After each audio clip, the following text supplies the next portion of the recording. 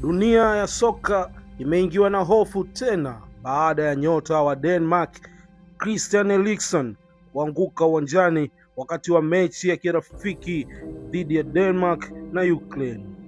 Eriksen alishika kifua chake kabla ya kuanguka dakika ya 65.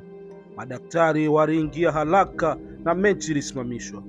Habari njema ni kwamba Eriksen alirejea na ufahamu muda mfupi baadaye. Alitembea mwenyewe kuelekea gari la wagonjwa na kwa sasa yupo hospitali akifanyiwa vipimo zaidi.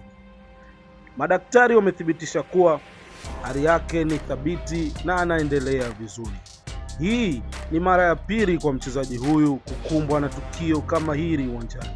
Mara ya kwanza ilikuwa mwaka 2021 wakati wa michuano ya Euro katika mchezo kati ya Denmark na Finland, ambapo alianguka ghafla na kupoteza fahamu kabla ya kuokolewa na madaktari. Tukio lile liliwashtua wapenda soka duniani kote. Sasa mashabiki wapenda soka duniani kote wanaendelea kumwombea mchezaji huyo apone haraka na kurejea akiwa na afya njema.